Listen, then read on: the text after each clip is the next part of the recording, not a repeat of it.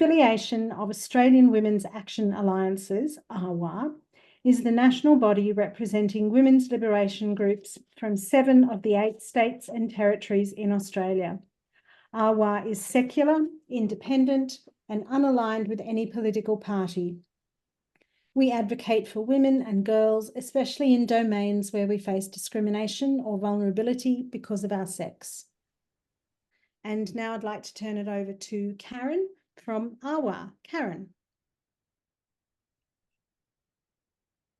Thank you, Janet, for having us along to speak at the webinar this evening. And thank you for allowing us to share this floor with our esteemed sisters and women's organisations as well. We are AAWAA, the Affiliation of Australian Women's Action Alliances. Our motto is together getting it done. And we have a number of groups. For those of you who don't know us, I can see some of our AAWAA sisters here already as attendees, so welcome to them as well. I'd just like to describe a little bit about who we are and then give you an update on some of our activities recently, and just finish up with some information about a summit that we will be holding in Canberra in October. So we are the Affiliation of Australian Women's Action Alliances. We have 7 groups now. We have WAC, the Women's Action Alliance Canberra, which is now incorporated. We became incorporated in May this year. That was a big step for us and for AAWAA. We have WAT in Tasmania. We have the Queensland Women's Action Alliance in Queensland. We've got Western Australia, South Australia covered, Victoria covered. And New South Wales has just joined us with the New South Wales Women's Action Alliance, which we pronounce as NOIR, with a silent S, obviously, but that's NOIR, New South Wales Women's Action Alliance, just came on board about 3 weeks ago, so that's terrific. We're still waiting for Northern Territory before we've got the full set, so if there's any sisters in the Northern Territory who want to start up a Women's Action Alliance, please get in touch. Who are we and what do we do? We've got these local groups. Each group does have a local focus. We aim for good standing in the community. It's important to us to use fact and evidence, reason and rationality to make our case. And we make those cases in submissions and letters through our terrific writing team, who also use courtesy and reasonableness to represent us.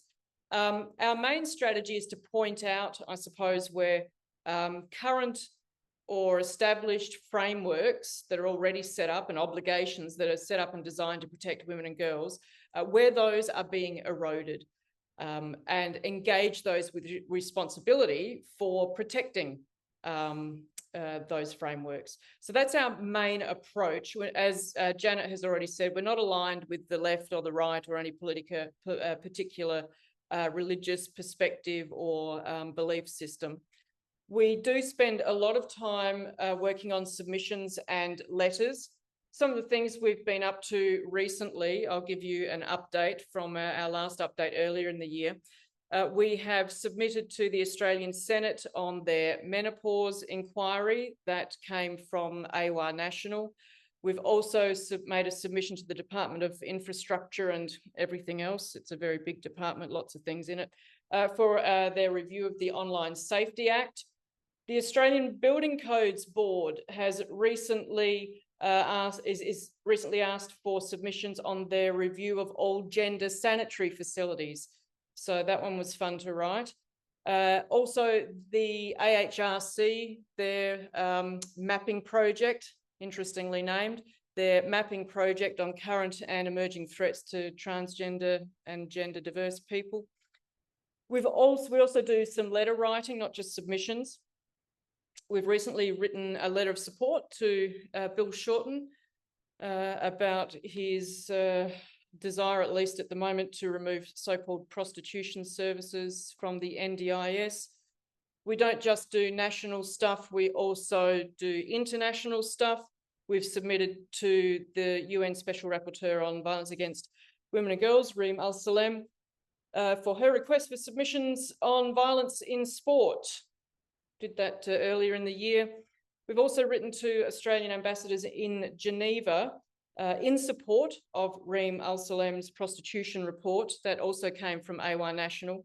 Other things we do are FOIs. So we put in freedom of information requests. We've always got a few on the go. A couple of recent ones to DOHAC, Department of Health and Aged Care, just trying to get some records on the advice that experts have given about the guidelines and protocols for the treatments of gender dysphoria. We've got over 300 pages back on that one, I think. If anyone wants to have a look, let us know, or we can point you to the disclosure log.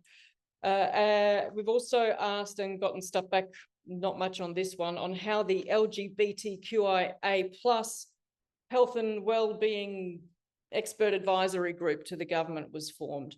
Not much information, as I say, came back on that one. We also have been working at the state and territory level. Our Western Australian sisters have written a letter to Reem Al-Salem, just alerting her about the sex self-ID bill that's going through the WA Parliament. And we also use the UN special procedures periodically, which is to alert special rapporteurs to failures of process, shall we say, that are going on around things like this sex self-ID bill, and also the New South Wales Equality Bill. I'll talk about that just briefly in a second as well. We've also submitted to the South Australian Parliament on the potential for a South Australian Human Rights Act. We have AAWAA doing fabulous local action blog posts for us. So you can see we've got lots of things covered off here. That's our Queensland group. And yes, New South Wales Parliament, we've put in a UN special procedures request there about the lack of public consultation on the New South Wales Equality/Atrocity Bill, also known as the Greenwich Bill. Currently, we're working on a submission to the New South Wales Parliament on the Surrogacy Act and the Status of Children Act. That's due end of next week, I think.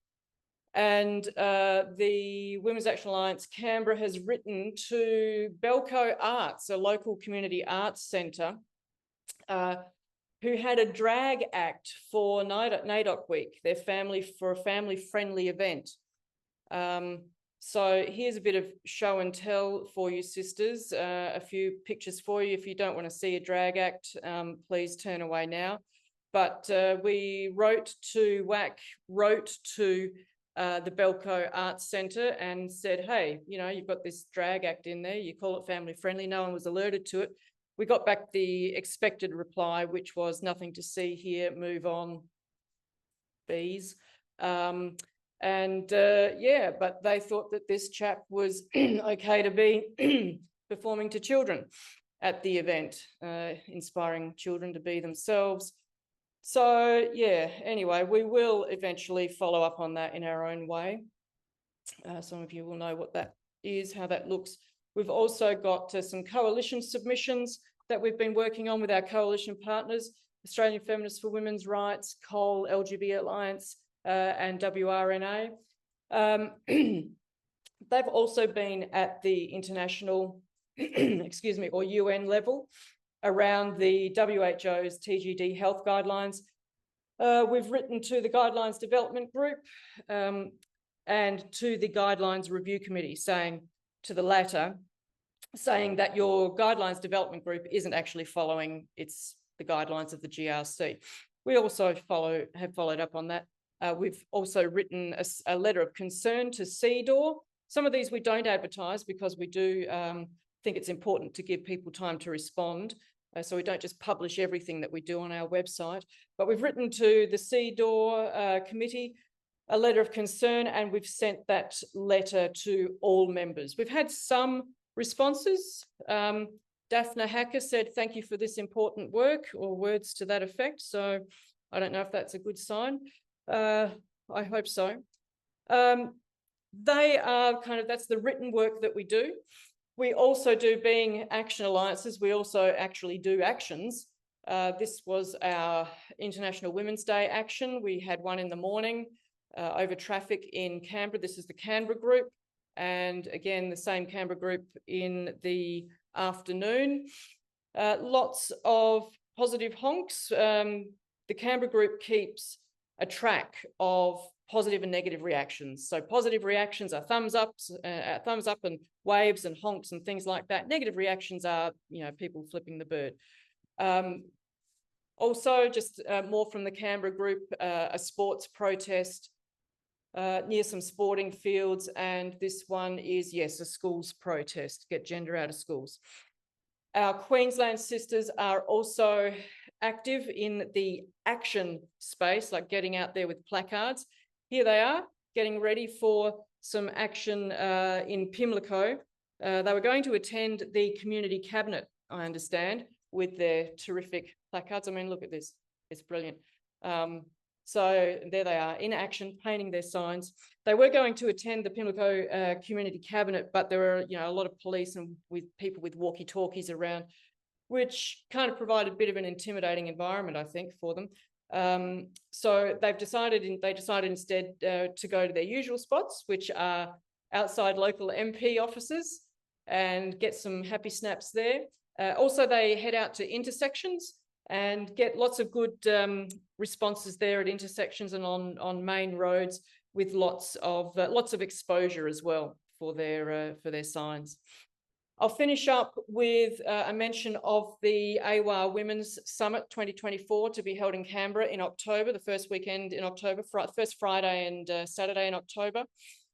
Email us to register. We're still developing our program. Here's a bit of a sense of what it's looking like at the moment. It's still in draft form, so hey, you get an early look.